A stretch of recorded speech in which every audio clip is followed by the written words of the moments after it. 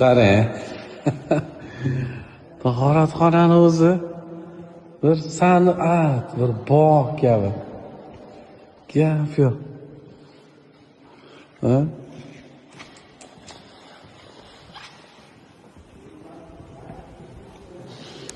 Voy, buni qarang. Bu yoqda tolib ilmlarni o'tirish, dars olish jarayoni.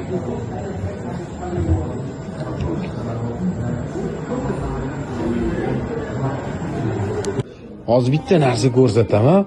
Qarang. Gap yo'q, bu hadis. To'g'rimi? Har bitta hadisni ekranda o'qishingiz. Inshaalloh.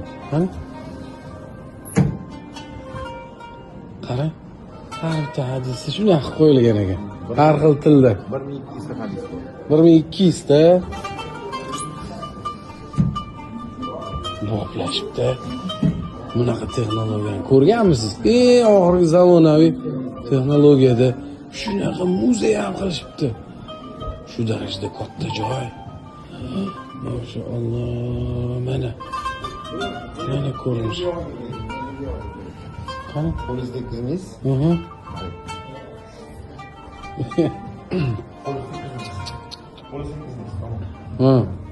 Ya qo'li tekkizmasda.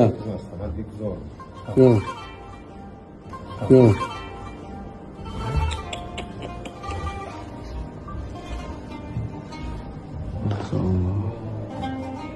Voy katta joy ekan-ku, tugamayapti-ku.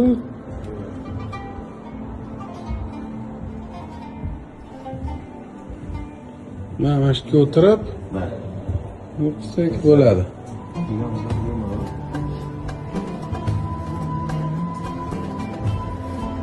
Mana. Voy, bu yoqdan kirib, bu yoqdan chiqib ketamiz. Ular bilan bolalar uchun ham bitta xona. Ular bilan xonasi. Ha. Bolalarga ham maza bo'larkan. Tugamayapti joy. Shani mana shu davrda kirdi, mana shu davrda ko'rinishi. Imom Buxoriyning ko'rinishlari qaysi bo'lgan deyishadi. Bular mana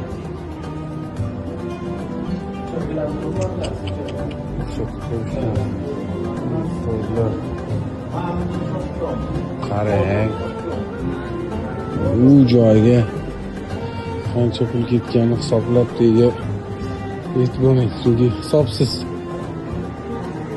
arziydi hamda.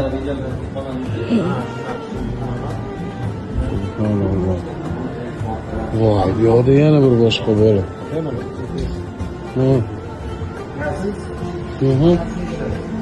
Ha, bo'ldi. Zuk juda kuchli ishlangan ekan. Voy, agar aylanar ekan.